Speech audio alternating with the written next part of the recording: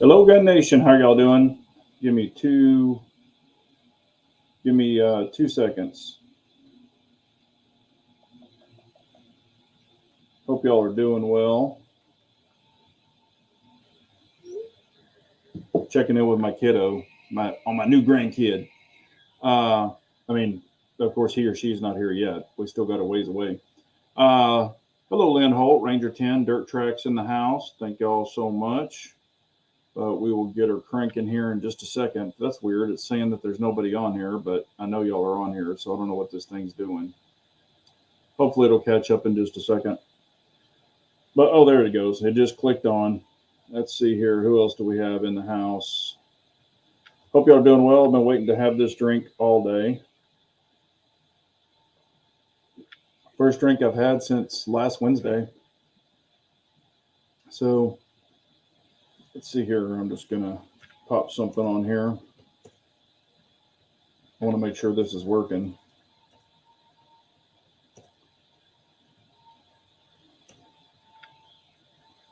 Okay, yeah, it seems to be catching back up.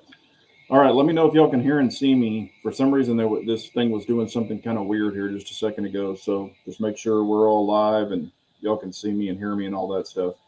Hello, Trigger Bar. How are you? Hope you're doing well.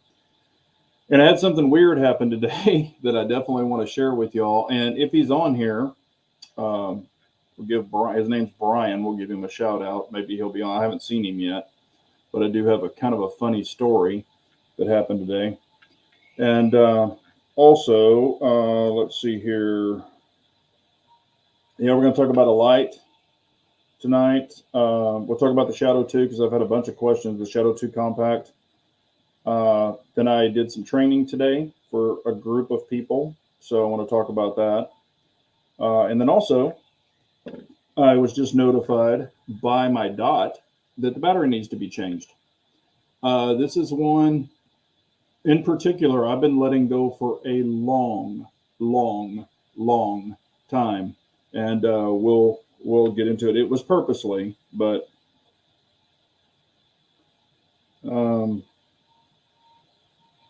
let's see here.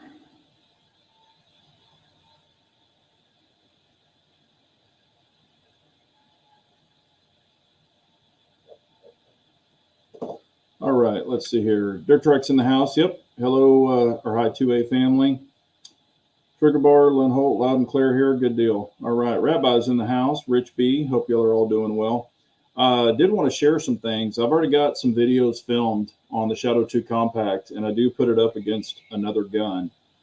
And it's not a cheap gun. So I was actually pretty excited about the results. It was I think it's going to be entertaining for y'all because I really put it to the test, and I think y'all are going to enjoy it. Rabbi says all my optics take different batteries. What about yours, Big J? I have some that take the 2032 standard ones, and then I have some that take the little ones. This happens to, well, I'll just go ahead and get into it. This is one of the older Holosuns. This is the one where you had to put the battery in the bottom. This was the original 507. I have, I think, 7 or 8 of those. One in particular, I have not changed the battery on purpose. And I looked it up because I had it in my phone. It took me a long time to find it, but I had it in my phone at the date that I put it in. So I went back and I had a reminder in there, and then I killed it because it just started. It's still lit up. It's perfect, but every 2 seconds you'll get a little blink, and that's an indication of a low battery. Now this is one that has the cell, the solar panel on the top. However, it's in my pants most of the time, so and I guess when it's in my office and I've got the lights on, it's getting it's helping it or whatever maybe, and of course it goes to sleep and all that stuff when I'm not touching it. But I got exactly 3 years and 3 years, 6 months, and like 12 days.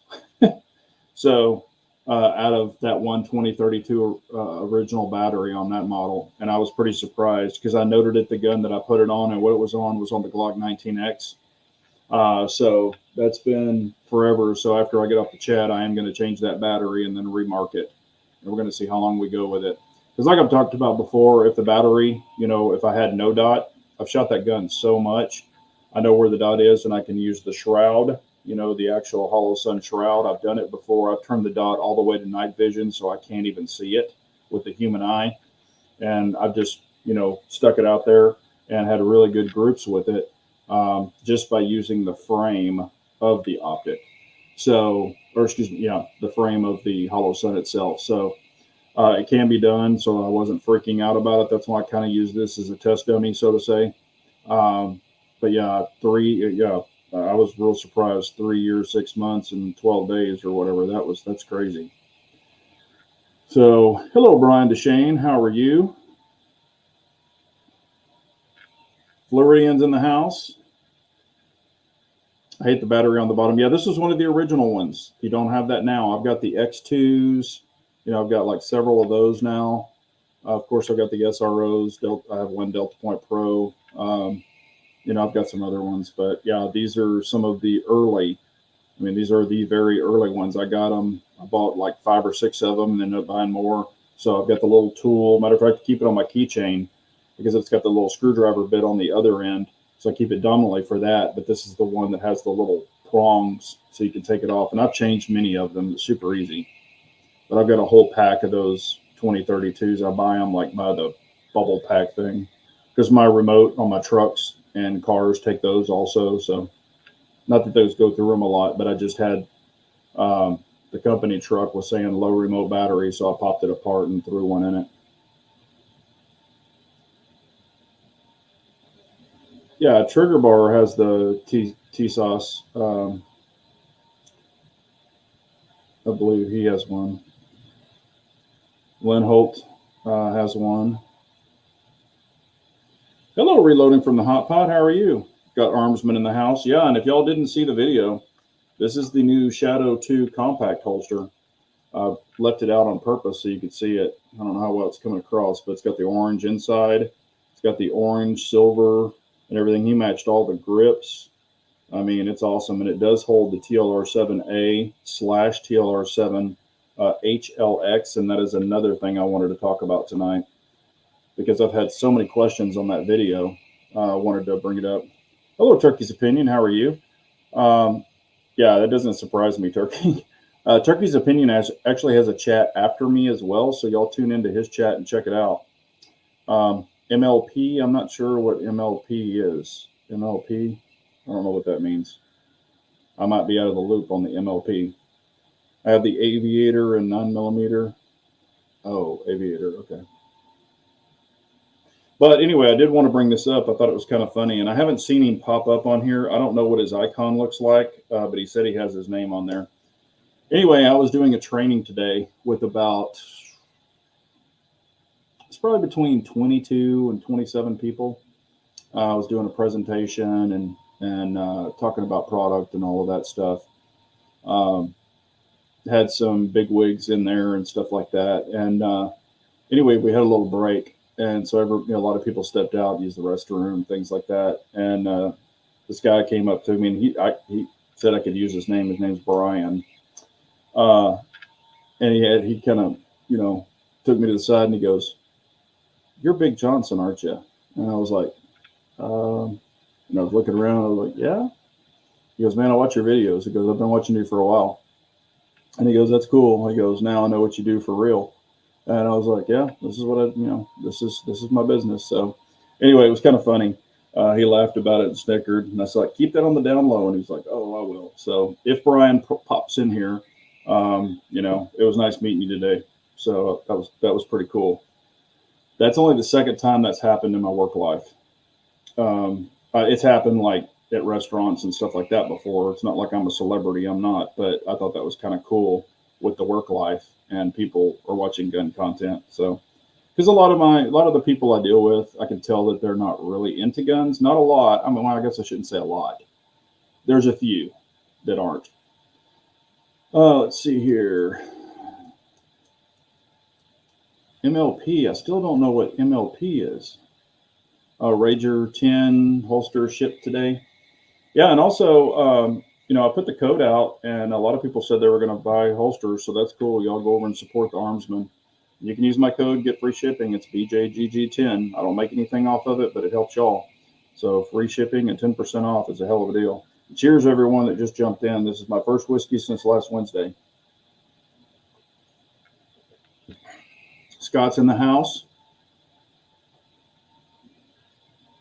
Let's see here. Oh, also, I did want to start kind of giving some hints.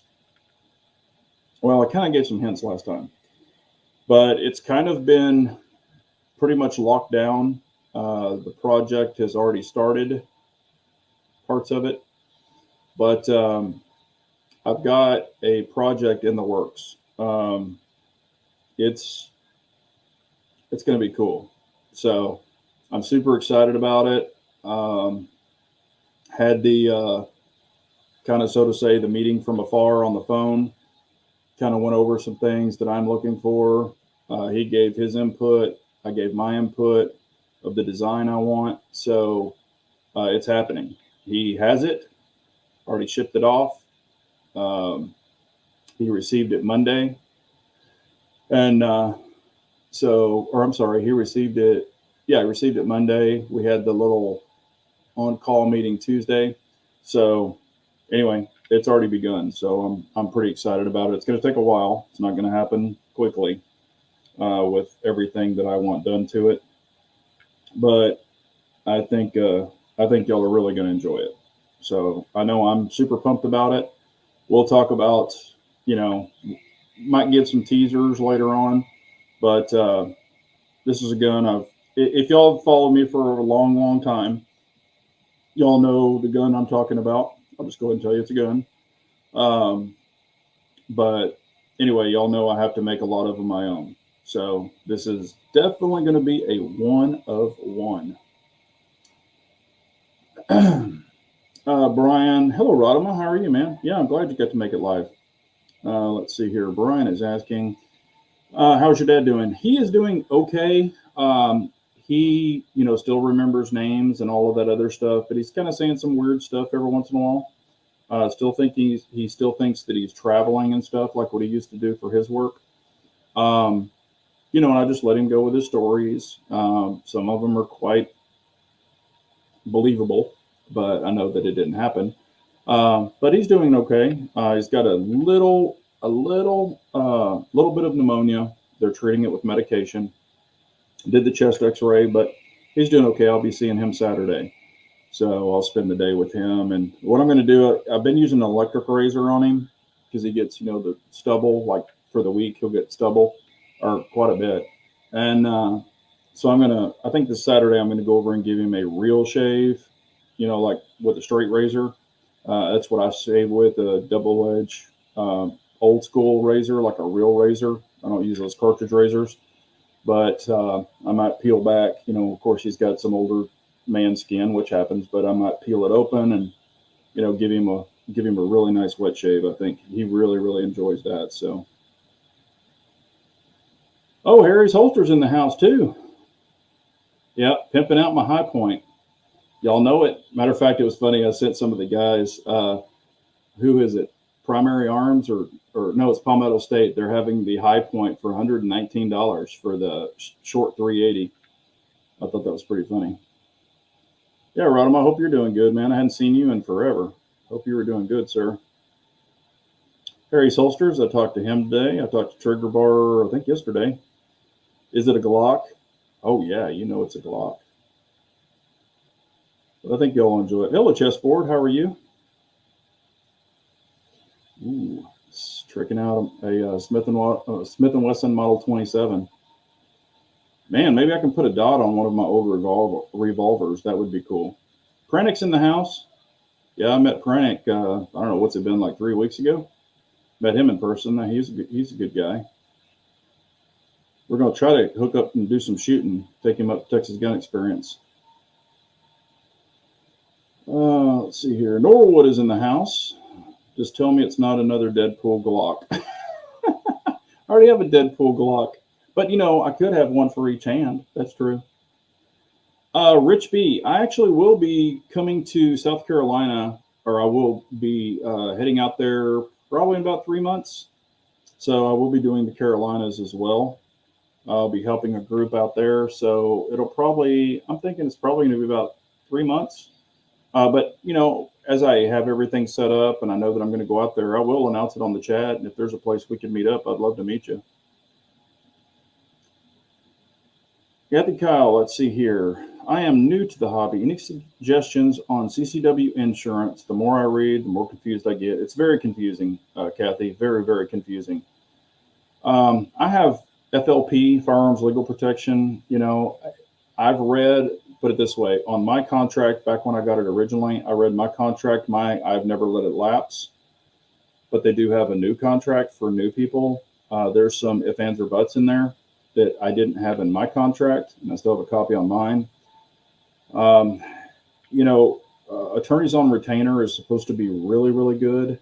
You might go that route. I've even thought about maybe switching to attorneys on retainer, because at the end of the day, it is an insurance company that a lot of these are under, and insurance companies try to dispute everything, as we all know. It is more expensive, but I'm not a lawyer. I'm not that. What I would suggest doing is pulling up each one of their contracts. You could even call them and just say, could you send me a contract so I could read it? And you're not liable to buy their insurance or anything like that. But I would recommend doing that.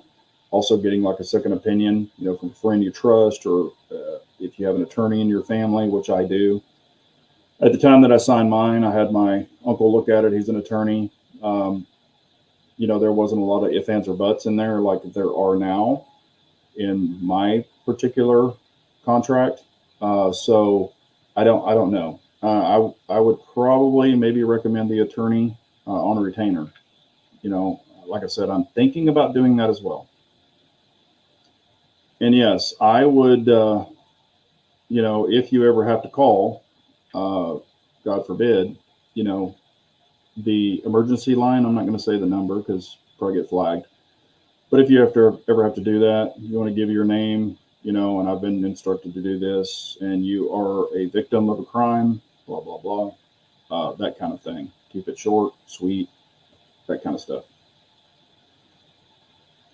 It's his 90th CZ. Oh, cool. Scott's going to be picking up the Magnum Research Commander 1911. That'll be cool. I've only shot one. Well, I've shot Jericho's. I've shot those before, but I've only, I know they have a version, Magnum Research does, but it's basically a Jericho. I've only shot that version. It was the IWI and then the Magnum Research version. That's the only one I've ever shot. And it was just 9mm. Yeah, attorneys on retainer. But like I said, I'm not an attorney, so, I would say definitely do your own research. Yeah, that's Armsman saying they are real attorneys. They're not an insurance company like most of these are. Yeah, USCCA, I already knew that was a scam from day one. I actually, even when I was with FLP, I actually looked at their contract and I was like, nope. I think I've even mentioned that before on chats. I would not ever consider that one. I saw all kinds of if, ands, or buts in that bullshit. Oh, baby Desert Eagle. That's cool. Man, this tastes good.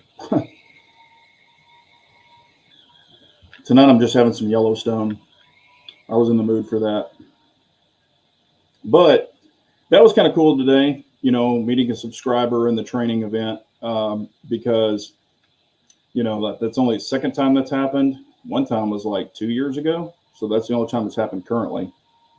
But what I want to get into, y'all know that I, do a lot of testing for Streamlight and things like that. And I own a lot of Surefire. I own every Streamlight imaginable. I love Streamlight. I do. But I've had so many questions on the TLR7 versus the TLR7 HLX. That's the one with the longer bezel. So you got one with 500 lumens, and I can't remember, I think it's 12,000 candela. And then you've got one, the HLX with the longer front bezel, and that is 1,000 lumens with 22,000 candela. And I compared the HLX to my Surefire X300, the basic one. not the turbo, because the turbo is insane. So it's a that thing is a lightsaber.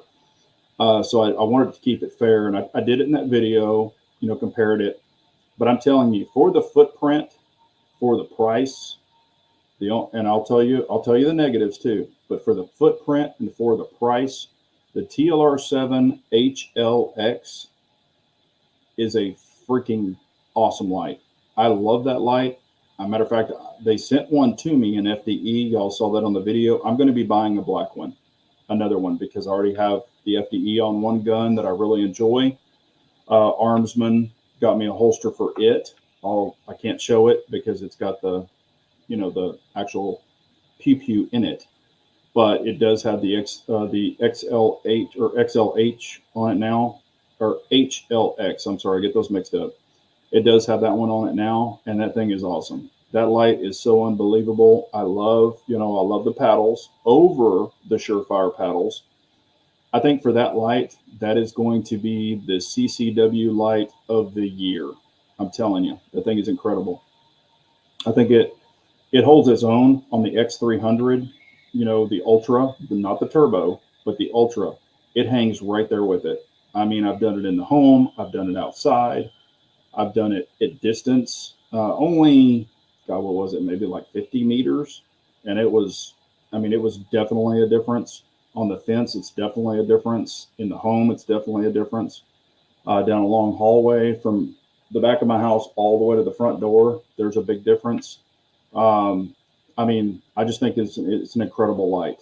The only negative, but it's a negative with the TLR7A or X, and also the HLX, you get 30 minutes of runtime total.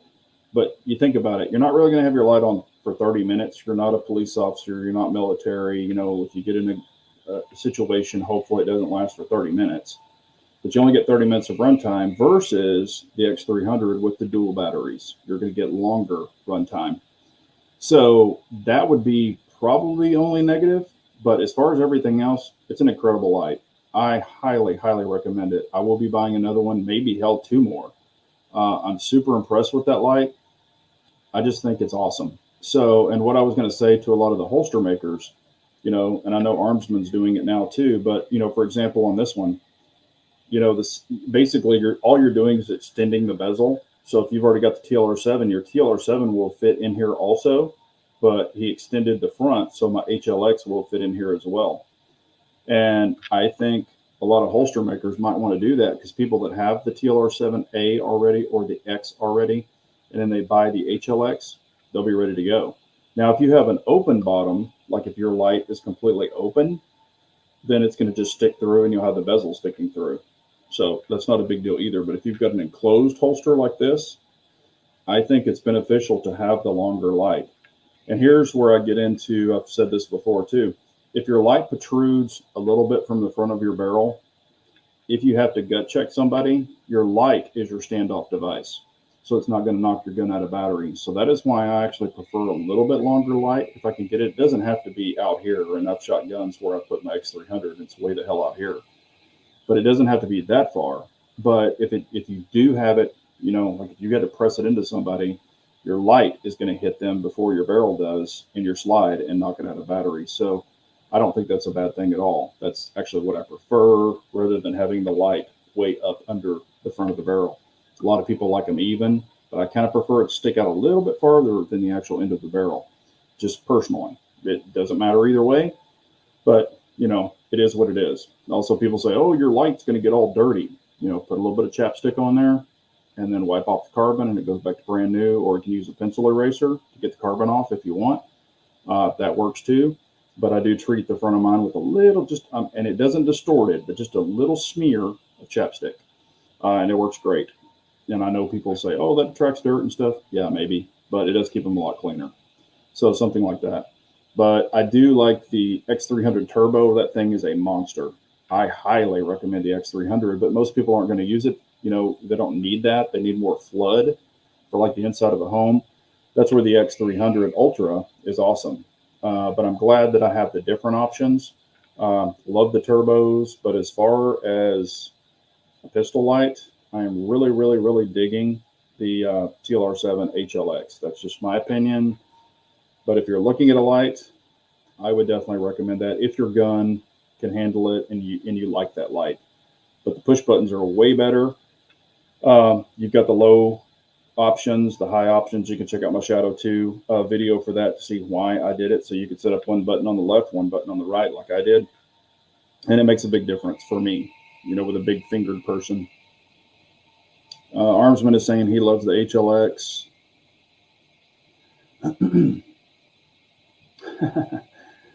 Man, I don't know about that gun. I've seen that gun, and it was, we saw the videos on it, and that thing was a flash in the pan. I'll tell you another gun, and this even brought it up the other day. I was talking to some buddies.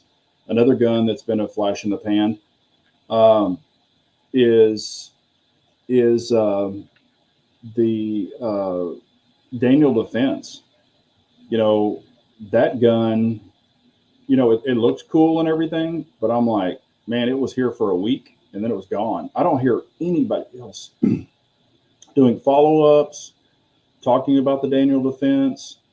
I don't hear anything else about it. It's like gone by the wayside. I'm not saying it's a bad gun. I just don't hear anybody talking about it anymore. So, yeah, I'm not dissing USCCA, Rabbi. I'm not. I'm just saying, definitely read your contracts. Everybody should. Yeah, the HL or the X300 Turbo. I mean, the good thing about it, you can run a pistol. You could run that thing on a rifle. I mean, that definitely has a lot of, if you've got a really short rail like PDW or something, X300 Turbo would be incredible for that. Yeah, I think that gun is going to do very well, Lynn. I've already heard really good reports about it. I couldn't expect anything different. I mean, the P07, P09, they're fantastic pistols. X300 is a beast too. The price jump though, yeah. I mean, they are expensive. But hell, these Streamlight HLXs are like 170 bucks. But they are great. Yeah, I bought mine when they were on sale, the X300 turbos.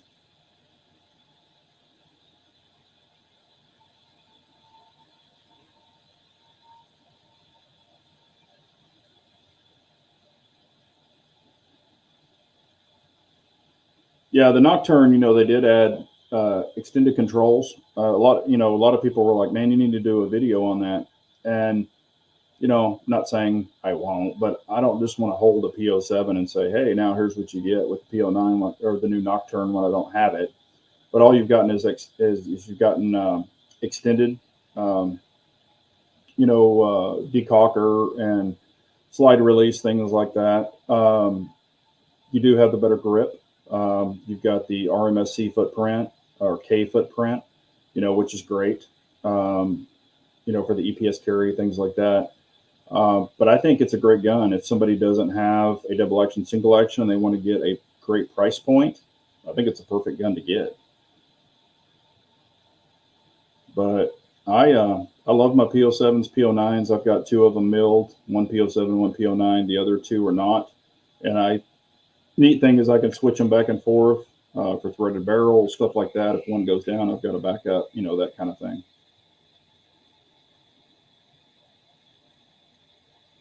Yep, that's because Daniel Defense basically changed everything cool about that gun, and it was super shitty execution.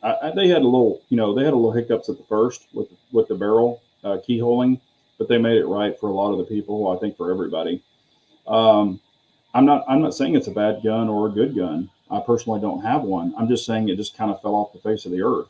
Everybody talked about it for about a week or two, and then after that, But I know in this world, if you're jumping on the bandwagons to these different guns, that's what you're going to run into.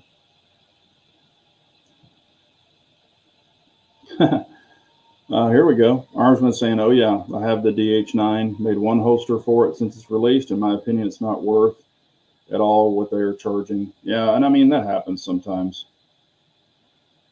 I get it. And I would agree. I will agree with Rodema on that. The P09 feels completely different from the P07. You've got the longer grip, which I can appreciate. However, believe it or not, and I've said this before, I shoot my P07 and I shoot my P09 good. But when I physically compare them on the exact same day with the exact same ammo, with my exact hand that day, I do shoot my PO7 better. I shoot the PO9 really good, but I do shoot the PO7 a little bit better. I don't know why that is. Now, I do run in a mag extension. You know, it's got the extension on the bottom, at least the +2. But that's the way I run my P10s. But what's crazy is my P10F and my P10C with the +2 on my P10C, I shoot those guns exactly the same. I shoot them almost identical. But PO7 versus PO9, I shoot my PO7 a little bit better, just a little bit. So I guess it depends on, you know, what you like. I do appreciate the longer grip though, and the larger capacity on the PO9 and the P10F, but I think they're both great guns. And the good thing about that is if you own the P10C or the P10F and you buy the P10 or PO9 Nocturne Compact, then it fits, those mags fit your P10C also. If you buy the full-size PO9 Nocturne, those mags fit your P10F. So you've got mag compatibility between those, and that's what I can appreciate about that as well. Yeah, a lot of people don't like the Omega trigger. I actually really like it. It doesn't bother me at all. But plus, once they're good and worn in, I think they're great triggers. I've shot the PX4 guns.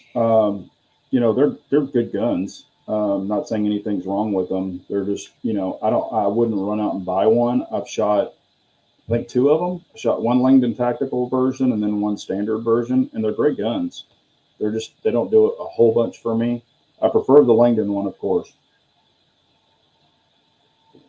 But, you know, even like the day that I shot the Langdon one, I compared it against other guns that I own.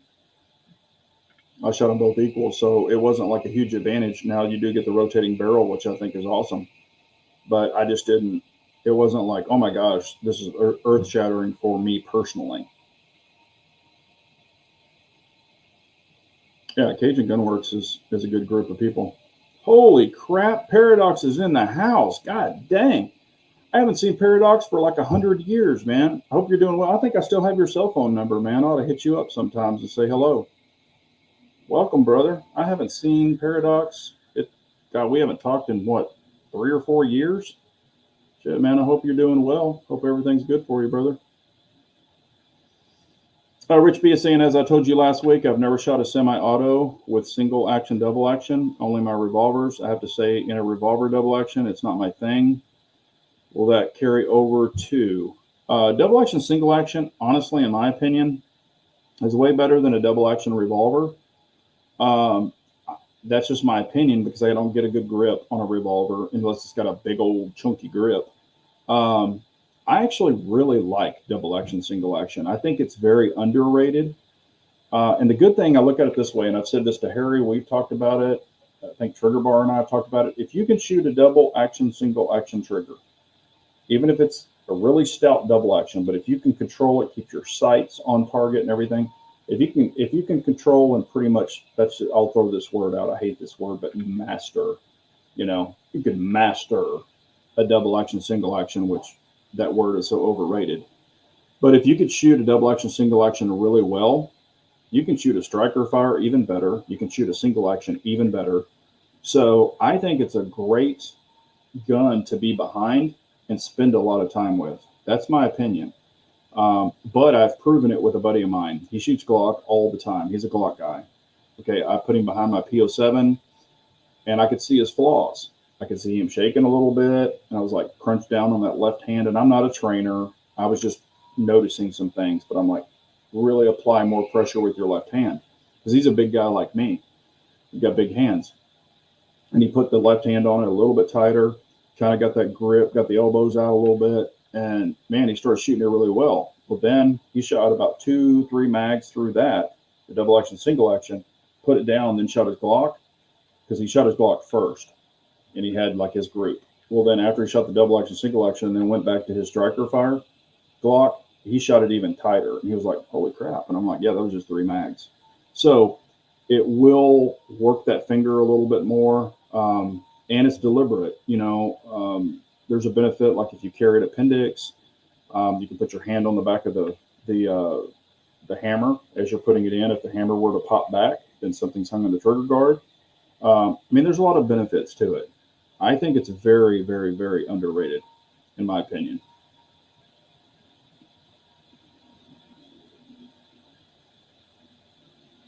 Yeah, and Trigger Bar's right. Your first pull is double action, the rest is single action, unless you decock it or you manually put it down.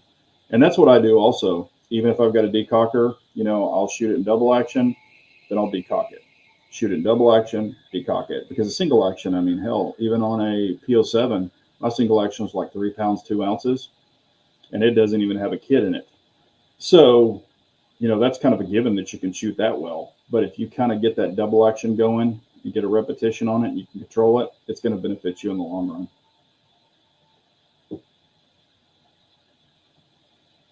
Yeah, and I agree with that. That's what I was just saying. I think if you're really looking for the safest gun, double action, single action is it. I totally agree with that. And I've carried anywhere from 1911s, for years and years and years, cocked and locked. And people would freak out about a 2.5 pound trigger. Oh my God, I can't believe you're carrying a 2.5 pound trigger. I'm like, it's cocked and locked, but it's just a paranoid thing. And I would let people shoot these and they would be like, holy crap, that is a hair trigger. And I'm like, yeah, but if you don't put your booger hook on it, it's not going to go off, so, and of course, hang on, I'm going to wait till the people say this. If you drop it, it's going to go off. Well, most of them will. Most of the 1911, 2011s will. When Grant Thumb did his, I was like, every one of these 1911, 2011s he drops are probably going to go off. Some did, some didn't, but that was not, I knew that was going to happen. But after that video came out, I had everybody rush over to me. I told you so. I was like, dude, I've said that for years. It happens, but it's not a big deal to me, but I don't want a gun that's not cocked and locked to just go off. SIG, some guns can do that, but I don't want mine to do that. Let's see here. Armsman saying nothing beats the Shadow 2 compact for me these days. I don't even rotate anymore. Yeah, it is a fantastic gun. I can't speak. Yeah, that's what I was just saying, Scott. I was just joking around, or well, not joking, but like I said in the video, I'm really, really, really liking, even more so since I've got the magwell and the grips that fit my hands better. I do really like the Shadow 2 compact a lot. I actually did not think, and y'all know I'm a big Shadow 2 fan. I did not think I would like that gun as much as I do, and I really do. So I compared it. I've already ran it against another gun, like I was saying earlier in the chat. The other gun is not a cheap gun at all. I don't want to give too much of the video away. I've already filmed it, but I do direct comparisons. Both the guns have lights. Both the guns have optics. Both the guns are running the same ammo, same distance, same day. However, one is this price and one is this price. So, and there's proof. You can see it. I keep the same cadence. I try to keep about the same cadence on the shots. I show the groups. I don't hide anything. I show if it was a flyer, no flyer. I show everything. So you are going to see it in the video. And, you can make your own assumption from what you see from me. I'm not a bullseye shooter. I never claimed to be. But I will say this. The gun is super freaking accurate. Super freaking accurate. Not that my other ones are not, because they are. But it's a really cool comparison, especially, and I wanted to go off this very first one because that's the gun I was going after to see how well the CZ Shadow 2 would compare to that particular gun. And you'll be able to see the video if you want. Well, I have a video before it that I'm going to be putting out where I check the accuracy on the Shadow 2 compact, where it's rapid fire, slow fire. And I hate to shoot slow. Y'all know that I love to shoot fast. It's really hard. I'll say this right off the bat. It is super, super hard to shoot the Shadow 2 compact slow. Very, very hard. That gun wants to run. So it wants to go. Damn, that whiskey tastes good.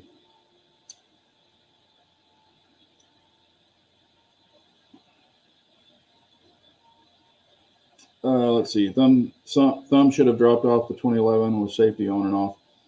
And that's the thing also. I haven't decided yet on my Shadow 2 Compact. Like I said, I'm probably going to carry it half cocked, because when you have it half cocked, you don't put the safety on, any of that stuff. So I'm not worried about the engagement of the safety as far as anything else. But I'm thinking about running the extended safety because I had a lot of questions saying, why are you going to put the extended safety on it? Well, with the extended safety, it's a thumb ledge. So when I have my grip on here, I ride the thumb on the top. It gives me more surface area for the left hand.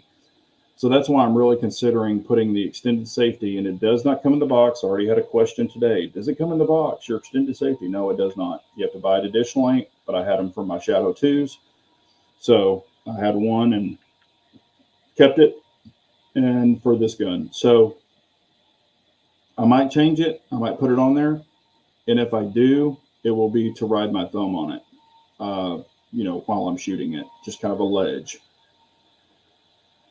Rich B said, really enjoyed your video with the lock grips on the new Shadow 2 Compact. I believe that would be a solution for me as well to make it work with my hands. I mean, I'm telling you, I'm super, super impressed with that magwell. And I have magwells for my Shadow 2 and all that other stuff. But and I hate this word too, game changer. I completely hate that word. It's so freaking overused. I hate it. But I'm telling you, for me, on that Shadow 2 Compact, that magwell is an absolute game changer. I will say that word because I don't know of another word to come make up or, pull out of the thesaurus, so to say. I'm super impressed with that magwell. It really, really does work well for me. It locks my pinky on there. Now, they're kind of crunched up. I showed it in the video. But, I mean, when they're crunched up, I get a hell of a grip on that gun. And the palm swells. It was like night and day between the thin grips, the regular safety, by putting the lock extended safety, and the palm swells and the magwell. It just took that gun up a complete another 50%. So that really, really helped me a lot.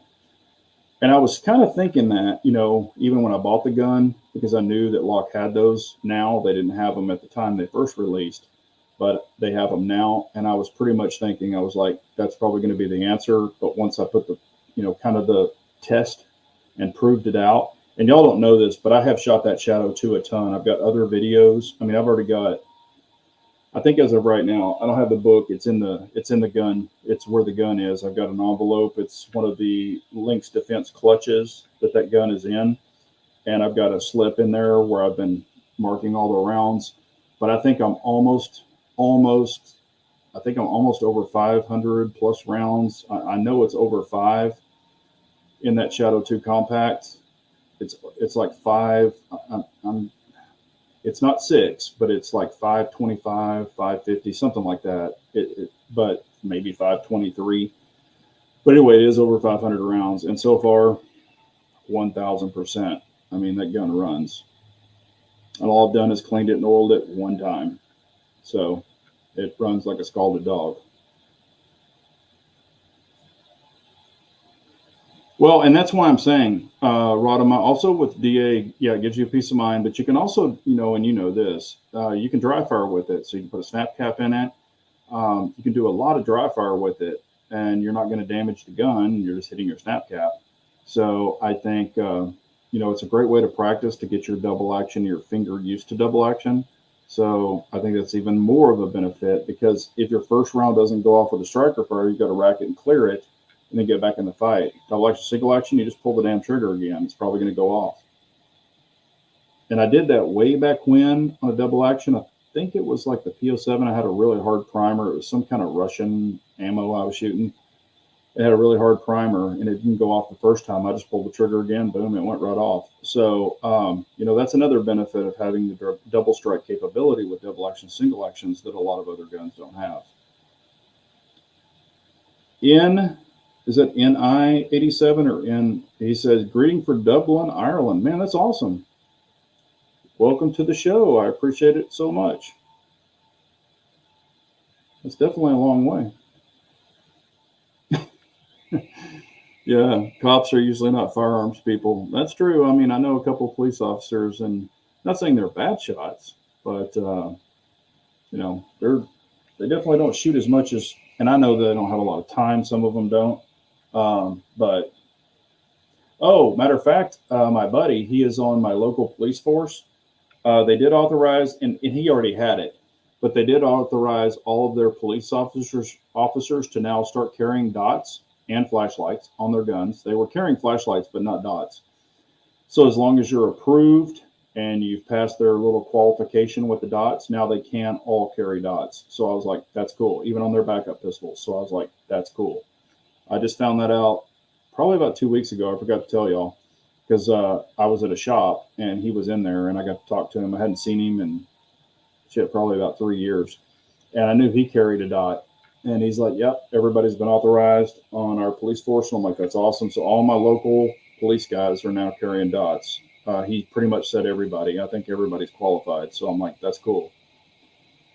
And I mean, I don't really want to get into the iron red dot debate. That's not, I don't want to beat a dead horse. But for me personally, it is it's like night and day for me. Having a dot, I don't have perfect vision. I have astigmatism, dual astigmatism, so I do get a little blooming. That's why I prefer the smaller dots because it blooms to a little bit larger dot. I don't need a 8 MOA going to a 12 MOA, but it does help me quite a bit. So, and even my buddy, Humble Marksman, is like, you need a big dot, you need a big dot. But, I don't wear corrective lenses all the time. But I do prefer a smaller dot personally. And I think that is going to be a personal opinion. I get asked that all the time. What MOA should I get? And I'm like, you got to put your eyes on it. And that can vary between everybody. Yep. Hit that like. I appreciate that. But yeah, I've got 2 videos I think y'all are really going to enjoy, but I'm testing, like truly testing the accuracy for me. I'm not a bullseye shooter, but I'm testing accuracy. It's rapid. I'm not, shooting super slow. One of them, I'm burning it down, or actually a couple of them, I'm burning it down between the one where I filmed just the Shadow 2. And then I've got the comparison video after that. So that might be another, half a week or something, but I'll put out a video on Friday. I think y'all will enjoy it. You'll be able to see how accurate the gun is for me. And I'll just go ahead and spoil it. It's freaking accurate. I'm really impressed with it, more so than I thought I would be. Now, it's more accurate for me now with the Magwell and the lock grips, the palm swells. I will say that right now because I kind of tested it before and I just couldn't get my left hand on it very well. But now that's fixed. So if you use a newer snap cap, it will not. But if your snap cap is completely compressed, yeah, it'll beat the shit out of your roll pin. Roll pins are not hard to change on a P07. I've changed them before. I've never had one break. I've never had one officially break, but I've pulled it out just to do normal maintenance, and it's kind of beat up. That's because my snap cap was shit. So, check your snap caps periodically. I just buy like a 5-pack. Another thing you can get, you don't have to even buy snap caps. Just get a rubber washer. You can get those like, the ones you put over your threaded barrel. You can get a rubber washer and stick it in the back. So when the hammer hits, it hits the rubber washer, and that'll actually save you from buying snap caps. And it's cheap. You can get those rubber washers for like a pack of 20 of them. Hell, even off Amazon for like $2. I mean, they're super cheap. As long as it's not impacting the firing pin every time, it won't damage your roll pin. So washers, they're little rubber. They're kind of like little rubber O-rings. I guess that's not a washer. It's an O-ring. Kind of thick. If you get those and just kind of wedge it in there, you'll be good. Or snap caps, whichever you prefer. But you don't have to rack the slide every time. You can reach up and pull the hammer back if you want. Super easy. Armsman is saying, I prefer a 3 MOA. Works best for me. Also done with all the reticle. A plain dot works best for me. I agree with that. I'm not a lot of my dots, I have all the 3 selections. I'm just a dot guy. But a lot of people do prefer the ring with the circle. I get it. There's not a wrong or a right. It's whichever you prefer. So I will not beat anybody up for using a crosshair type. I know some people, like buddies of mine, that will beat people up and say you only need a dot. But you know, I say do what works for you.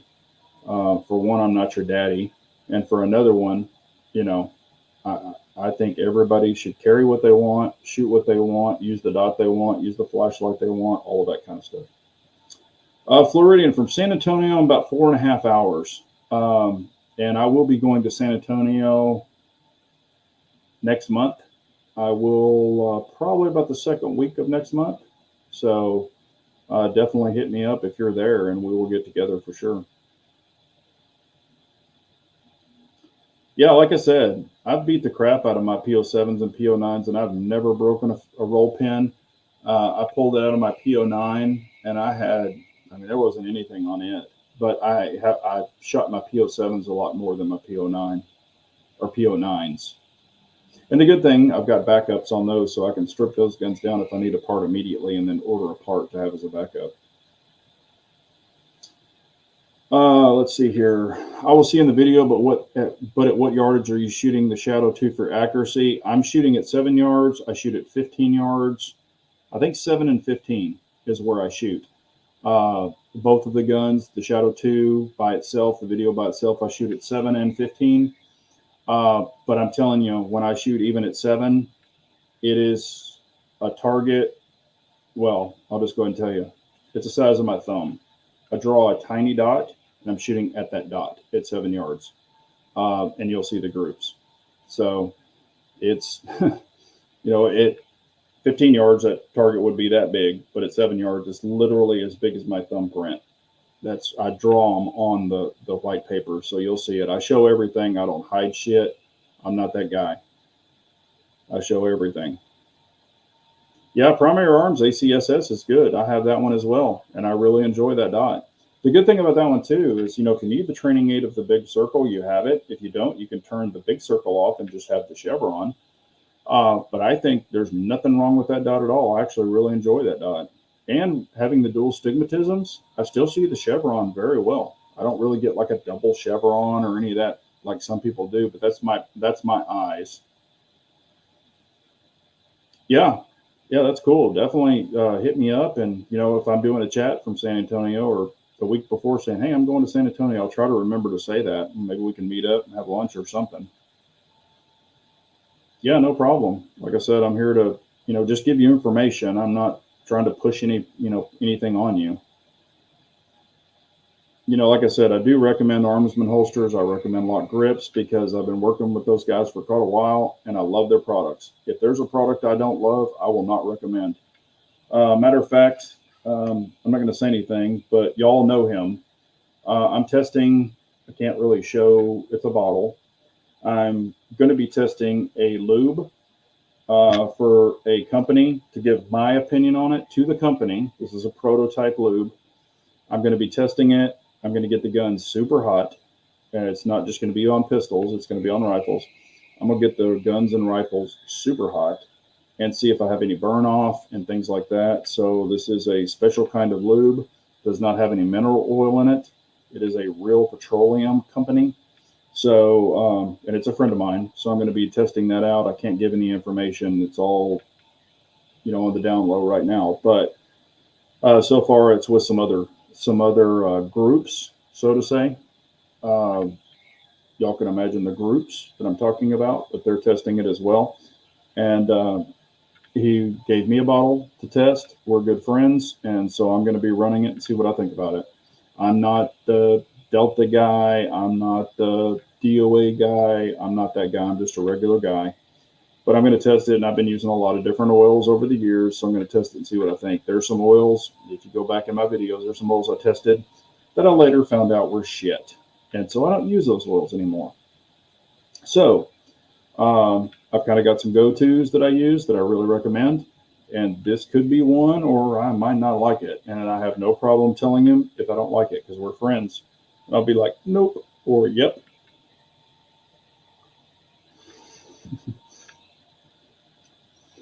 Man, Armsman knows me. No frog lube. Agreed. That is complete dog shit. Complete dog shit. He also says no Battleborn. Yes, Dad did used to test that. when you run a gun super hot, I had failures with it. I not beating anybody up, but I do not recommend that any longer. Matter of fact, I still have a shitload of it, but I won't even give it away because I would feel guilty about it. Well, I'll put it this way: the guys that I would probably give it to don't shoot like I do, but yeah, it did not work well for the long haul. If you're just going out and shooting 50 rounds, 100 rounds, it's going to work fine.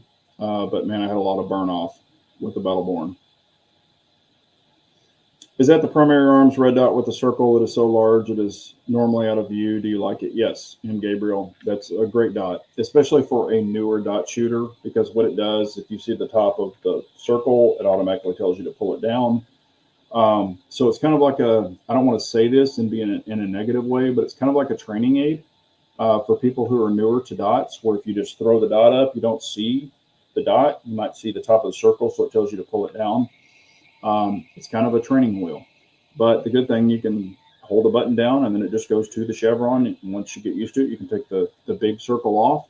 But I really like that. Hell, I still run it and I just leave the circle on, but every time I come up, I never see the big circle because I'm just so used to it. But for someone who's not, I think it's great. I think it's a hell of an idea. Ballistol, yeah. I mean, that's like, you can laugh all you want, but I have ran a lot back in the day on all my ARs. I used to run red wheel bearing grease, high temp wheel bearing grease on all my BCGs. Never, ever, ever, ever, ever had a failure. I've packed so many wheel bearings with that stuff over the years, trailers, 4-wheel drives, Danas, you name it, I've packed it with them. It's a great product. It works great on bolt carrier groups. It does hold a lot of gunk in it, though. That's the only bad thing, but you're not going to burn it off. And Mobil One Synthetic is good, too. It's been good over the years. A lot of people run those on their pistols. I don't hate on them for it. Great product. Very, very, very little burn off. But I really don't want to run Mobil One on my guns. I really don't. Not saying it's wrong. Not saying it's right. I just prefer not to.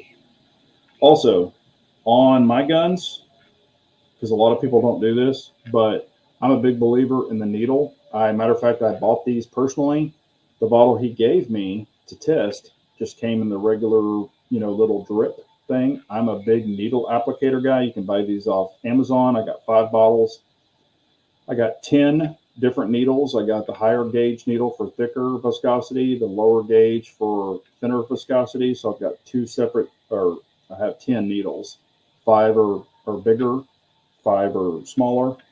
It was like $10. And you just pour the oil in there. You can pick the needles that you want. I did go with the higher viscosity here. This oil's a little bit thicker for less burn off. And again, there's no mineral oil. Most of your gun products have mineral oil in it, which will burn off eventually. Or leave it really sticky. And I don't like a sticky gun or sticky parts. So I haven't tested this one. I've only tested it with my fingers and I actually like the way it feels. It's not sticky. Mineral oil can make it very goopy and very sticky, and like you pull it apart and you can see the strings, and that's just nasty shit. I don't want to run that a gun. When you heat that up, it turns into like a putty, and I don't like that. So I try to stay away from that stuff. But so far, with just playing with this and rubbing it around, I like it, but I have not tested on a gun, just being honest with you. So I'm going to strip some guns down, completely stripped. I'm talking clean all the oil off of it, and then apply this and do the correct test. But yeah, Ballistol is great. I still have a ton of Ballistol, and Ballistol is great on knives. It's great on leather. I mean, it has a lot of different applications you can use it for, and it's been around for 100 years. I mean, Lucas Gun Butter, yeah, they're good too. I've used Lucas for 100 years too. I really like it. Gun Butter. And another thing, I wanted to bring this up because people always forget, and they ask me what I do with this, but I use cat crap. It's called cat crap. Okay, you can even order it on Amazon. You can order the butter. It's kind of like in a little bucket, and it has like a butter. You stick your finger in it, and kind of scoop it out. And they have a lube. It comes in a little bottle. And it's kind of like a lube. I prefer the butter. It comes in a little thing and has a little applicator where you stick your finger in there. But I use cat crap on all my optics. I use them on my carry optics on pistols. I use them on my scopes. It's an anti-fog agent. Also, I notice it really makes it a lot clearer.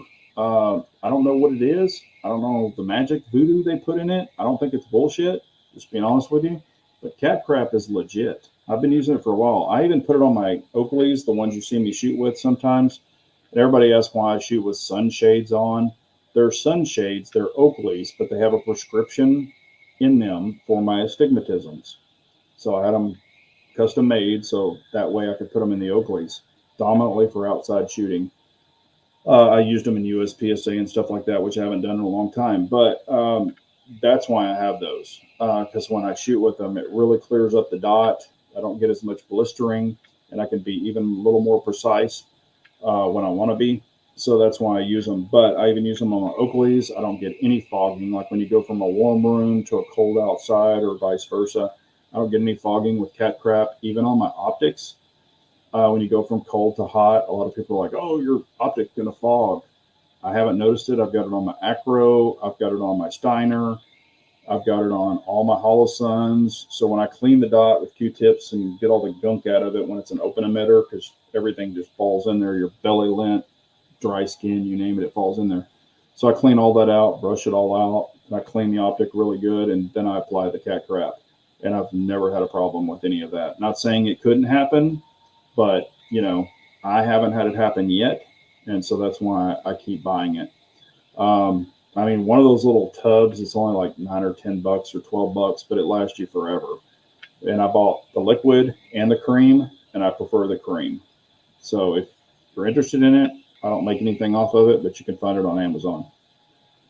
Yeah, it's cat crap. It's in a little red. Let me look it up real quick, and I'll try to tell you just to make sure so I don't tell you anything wrong. But it's called literally cat crap. Let's see how they spell it.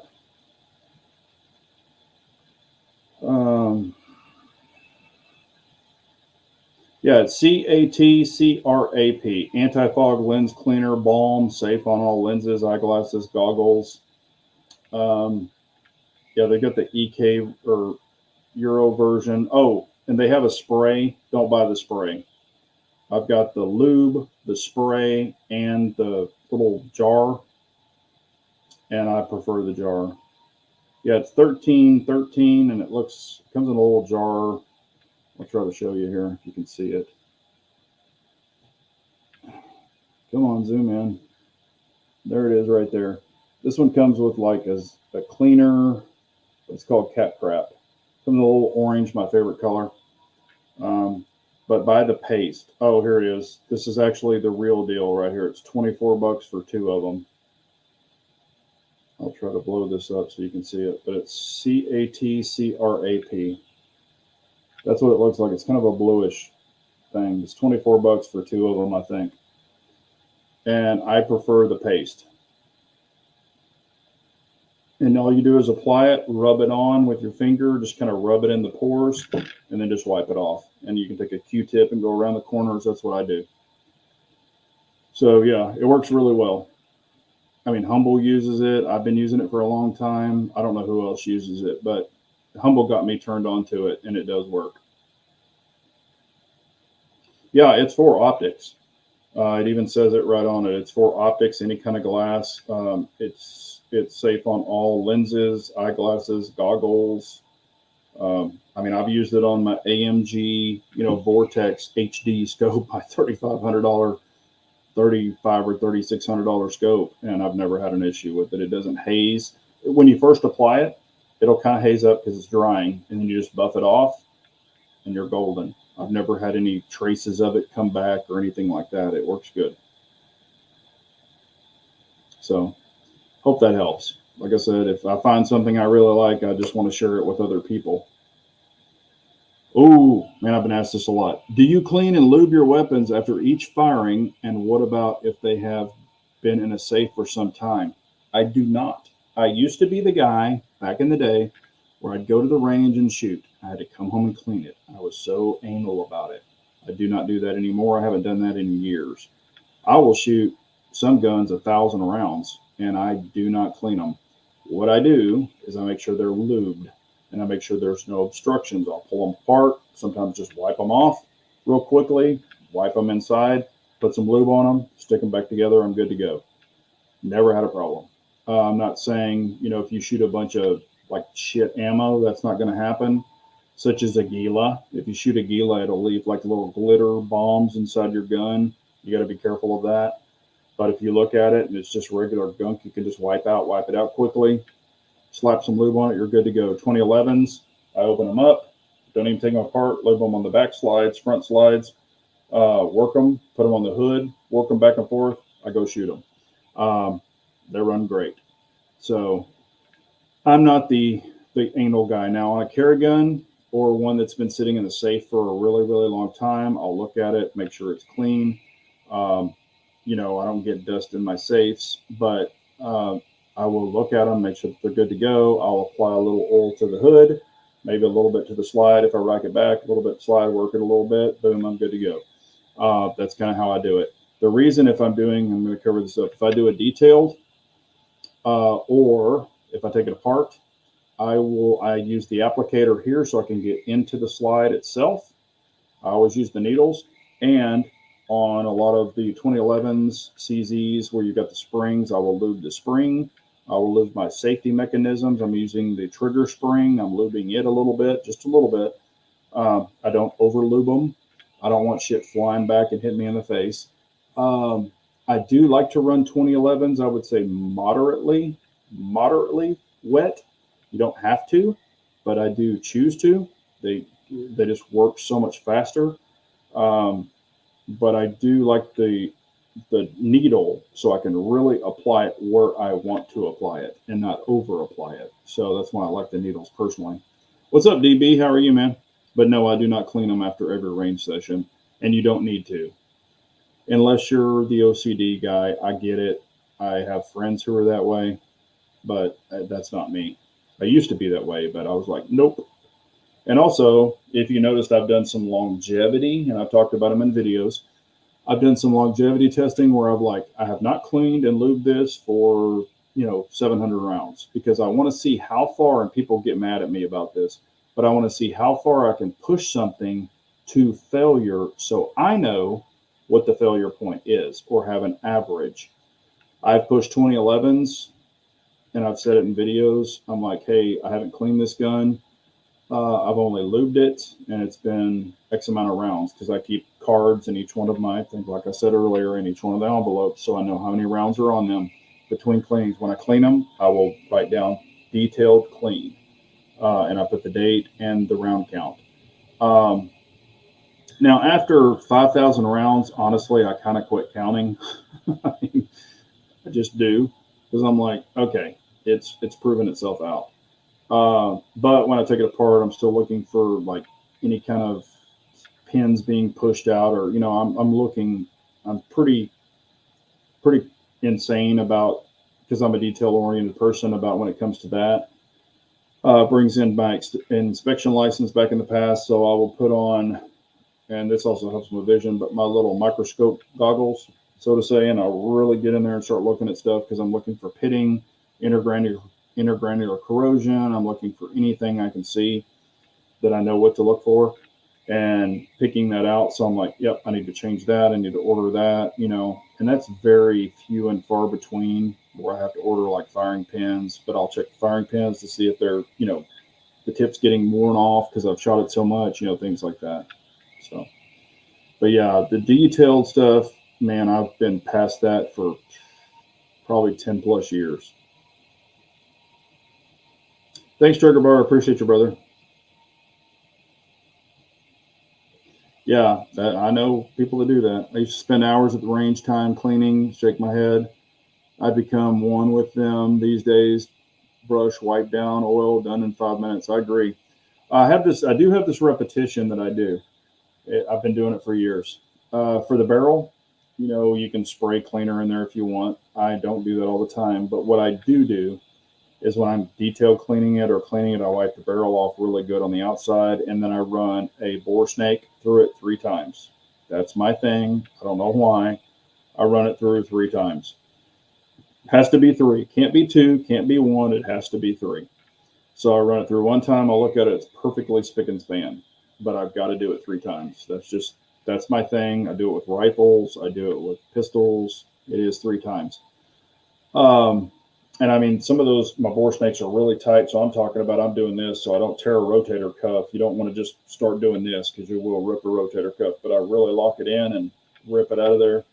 Um, that's just my thing, is three times with a bore snake. So when I do clean the barrels.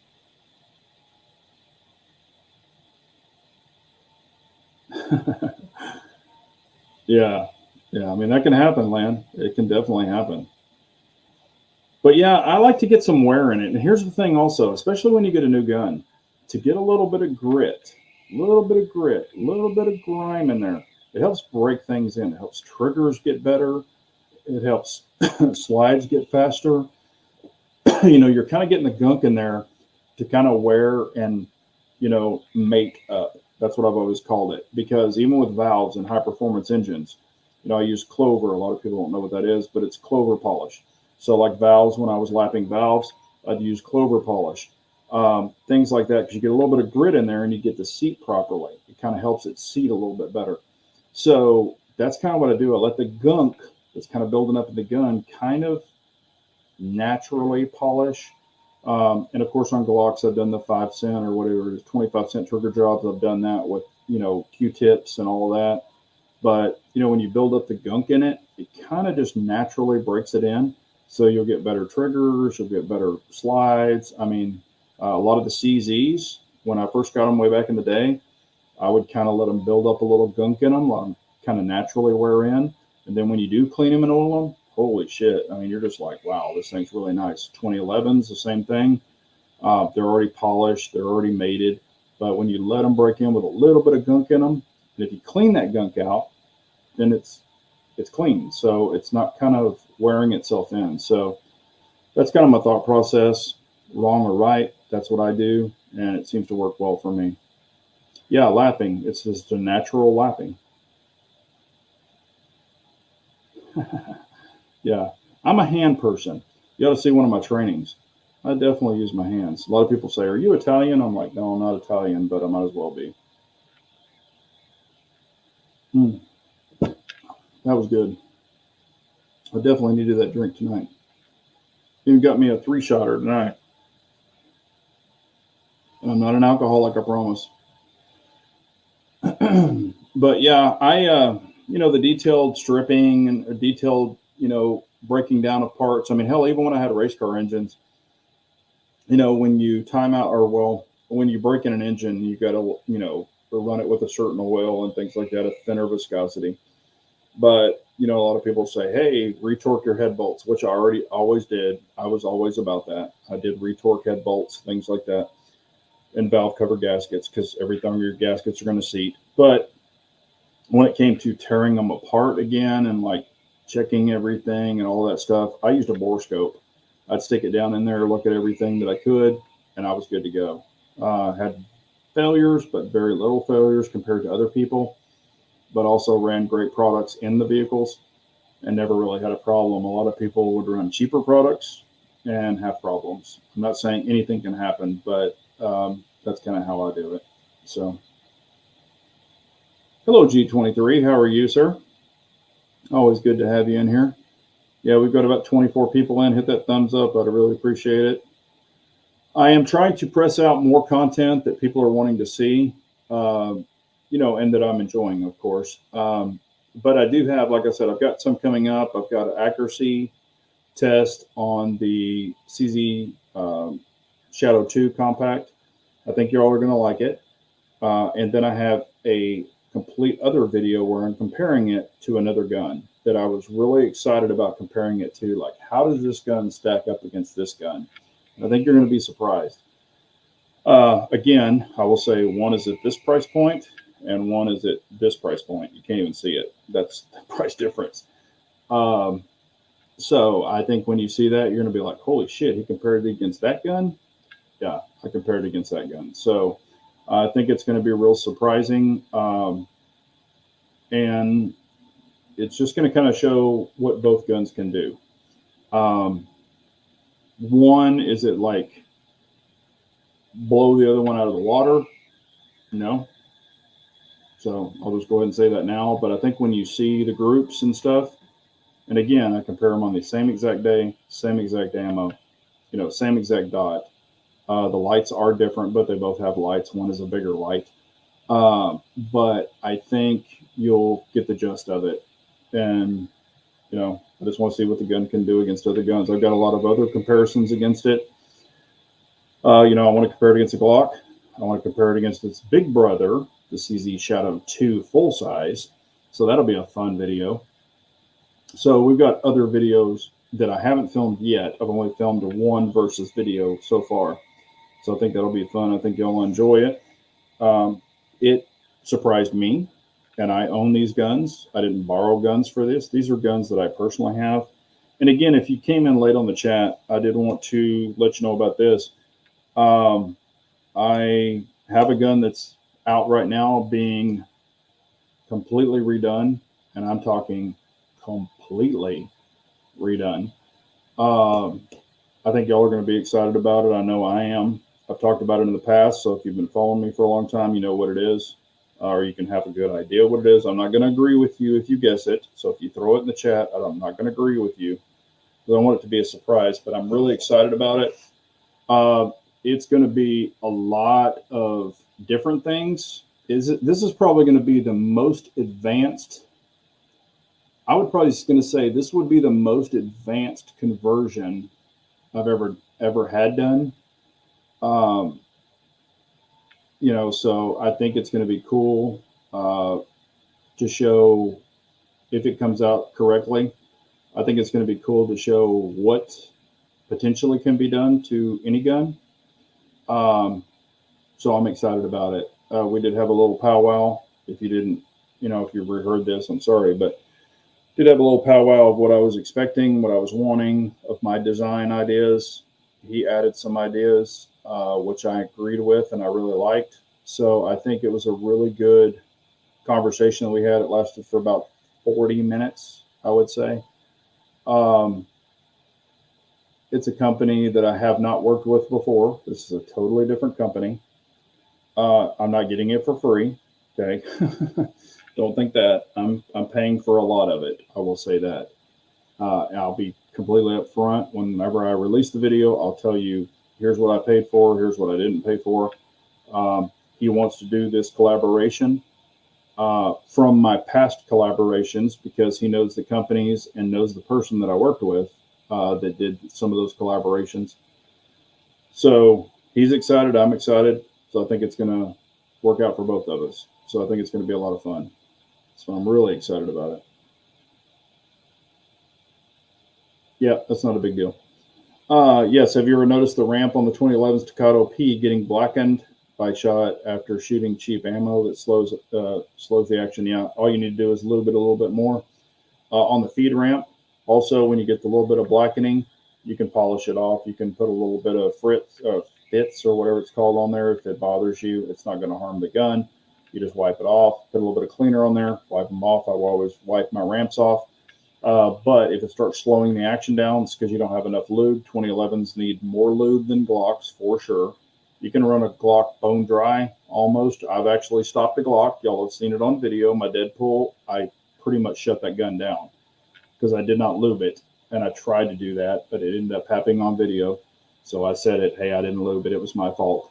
2011s need a little bit more lube than a Glock, of course. So yeah, keep it a little wetter, not so it's slinging on your face, but a little bit wetter and you'll be fine. It'll run great. Even dirty, it'll run great as long as you keep some lube on it. An orange comp, maybe. Ooh. I know you're going to convert a Staccato to 38 Super. That would be pretty cool. I do like 38 Super. We talked about that last week. I definitely like a 38 Super. That would be sweet. But I will tell you, no, that's not the answer. Oh boy, here we go. We need to kick this one out. Sorry.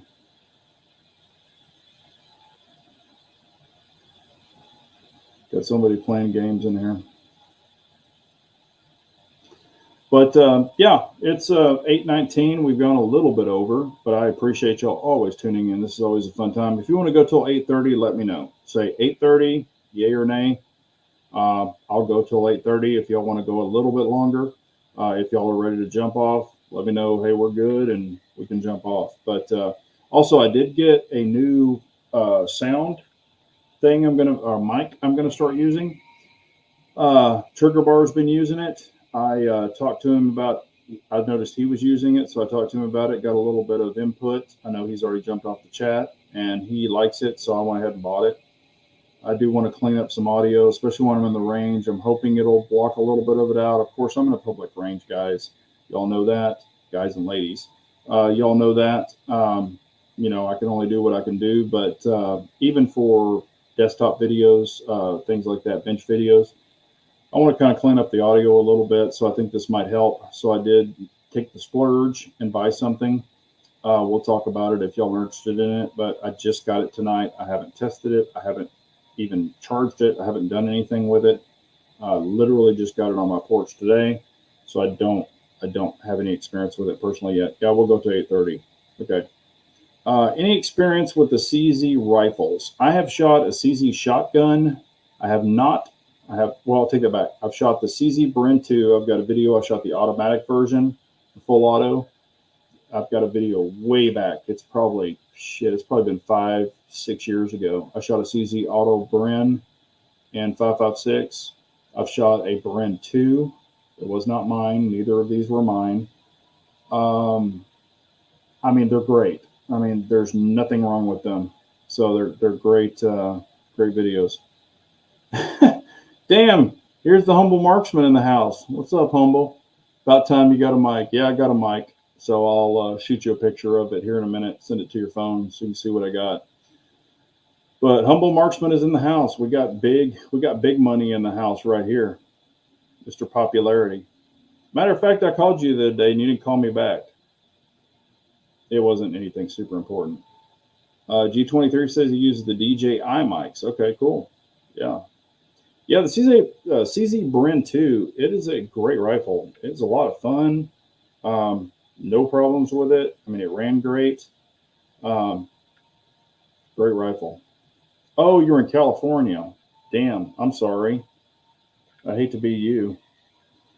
I know I'm supposed to go to SEMA this year to Vegas, and I'm just like, man, I really don't want to go. Vegas is cool, but I've been so many freaking times. But I'm supposed to go this year, and I'm trying to get out of it, honestly. Yep, Mr. Dad jokes. That is Humble right there, Mr. Dad.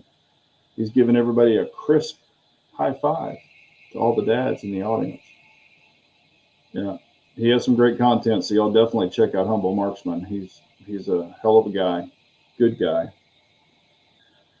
Yeah, he's been super busy. I've been busy. Yeah, we do try to talk occasionally, but I would love to have him on a chat one time if he'll agree to it. I know he's got the fatherly duties. I understand.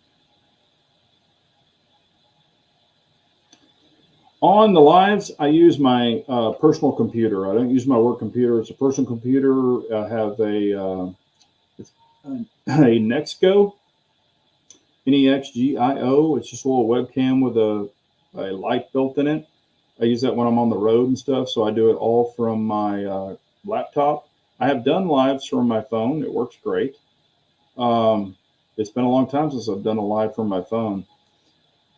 But I'm going to be doing some traveling, or even more traveling than I already am. Some farther areas. I'm thinking about getting another computer as well. I don't know what I want to get, but this one's a little big, a little clunky.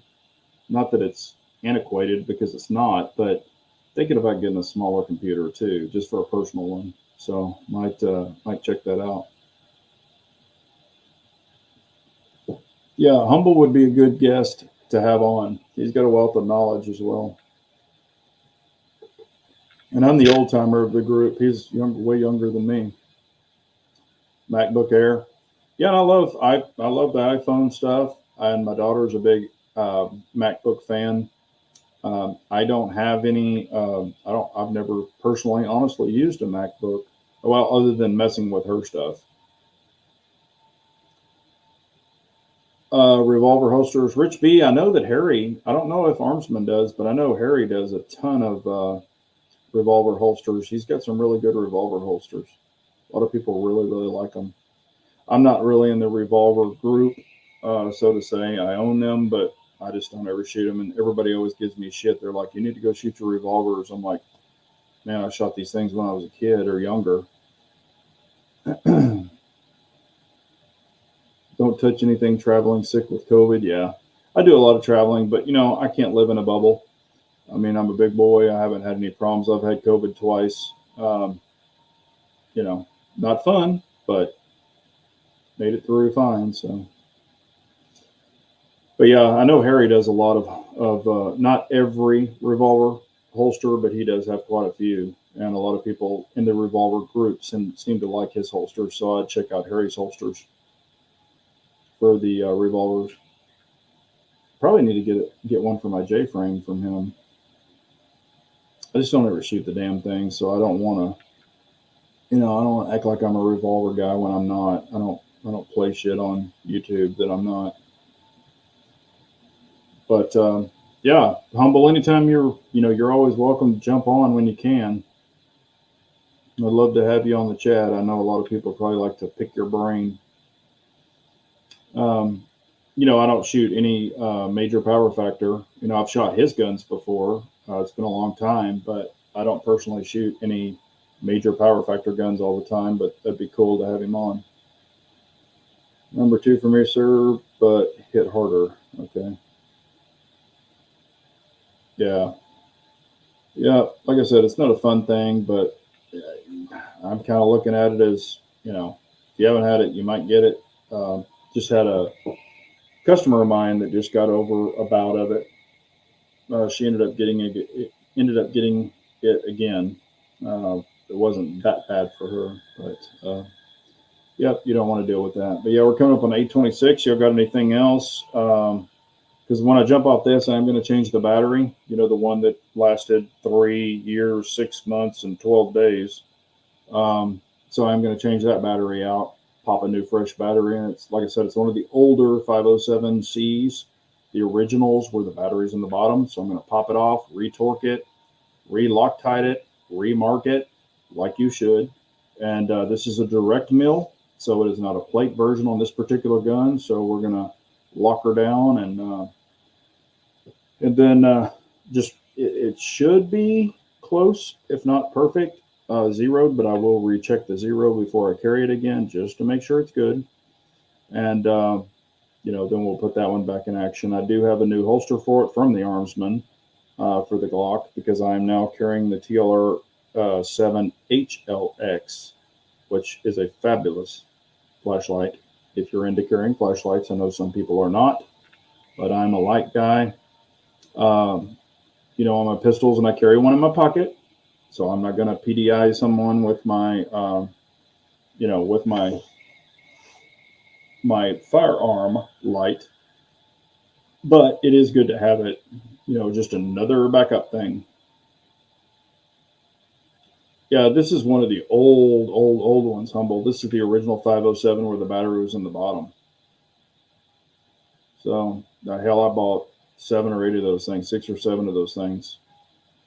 Matter of fact, I have 3 of them down here in a tub under my desk that I don't even have any places to put them on dots because I've been checking some dots in the past. But I mean, they're great dots. Yeah, it was 3 years, 6 months, and 12 days exactly. And I ran this one the gamut. I just wanted to see how long I could get out of it. And it's just now started blinking. So when you look through it, it'll just do the blink, blink. It'll do the, it just blinks twice just to let you know you're having low battery. And that does have the solar panel on the top. So when I have the lights on in the office, it is lighting it up because I just set it right there. It's literally sitting right there. I just can't grab it. But a lot of time it spends a ton of time in the safe if I'm not carrying it. And it is turned off, because it has the shake awake. But I mean, those dots still work great for me.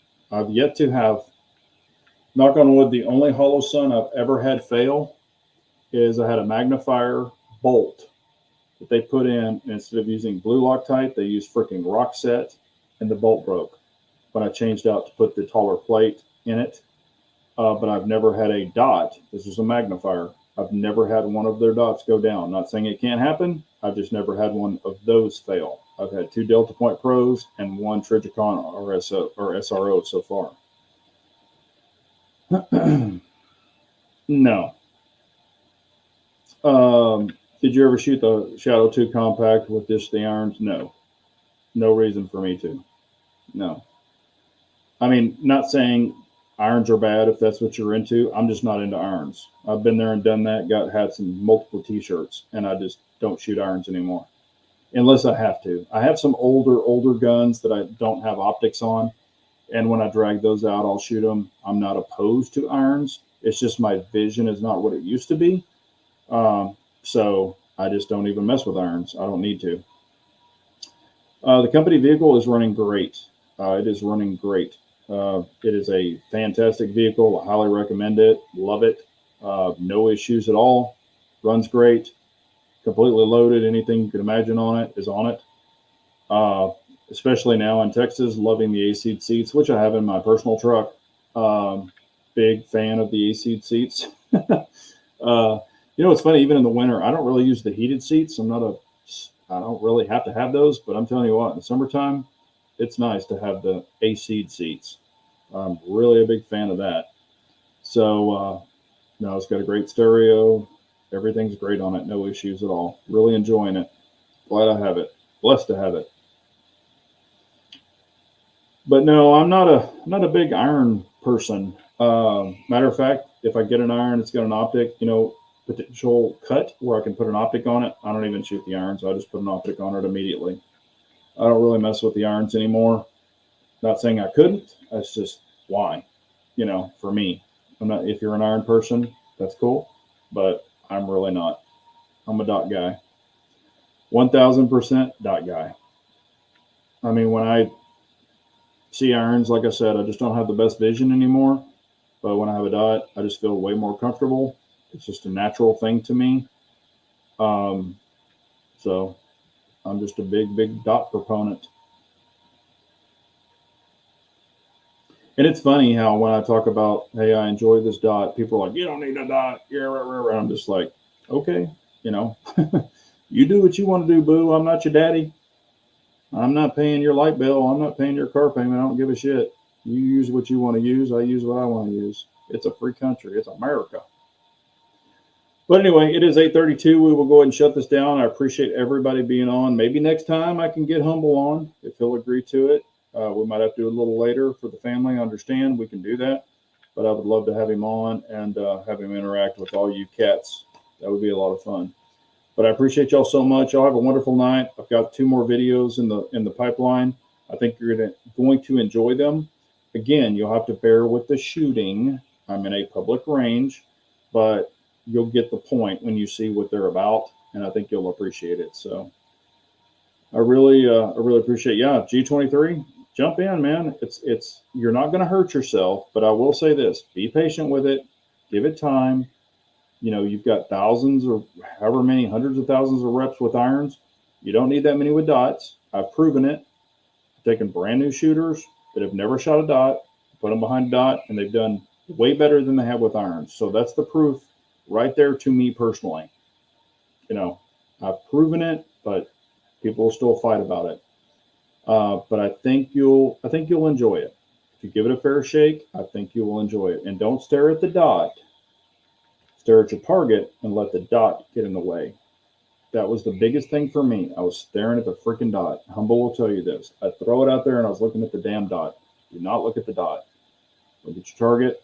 Let the dot get wherever you want the bullet to go. That's where the dot's going to be, if it's aligned correctly or aimed correctly.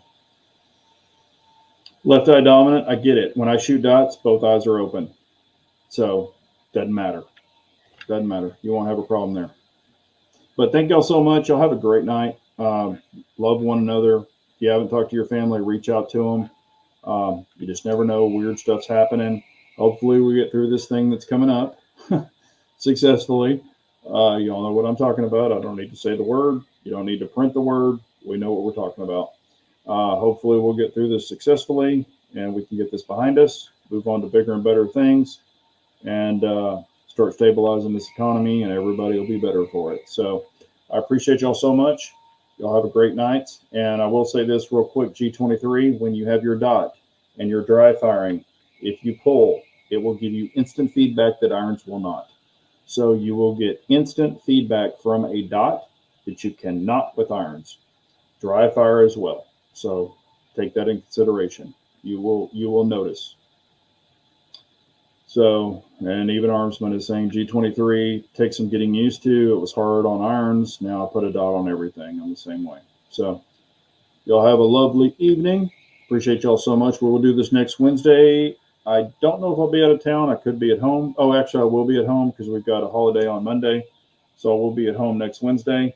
But the week after that, I will be out of town. So thank y'all so much. Yeah, dots are easy to put on G23. Just follow the instructions. It'll be easy. A lot of dots tell you exactly which inch pounds. Use a fat wrench. Use a torque wrench. Don't just crank it down with your finger or a wrench because you can break stuff.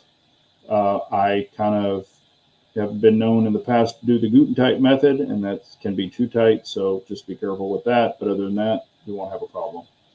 Y'all have a great night, everyone. Be safe out there. Take care.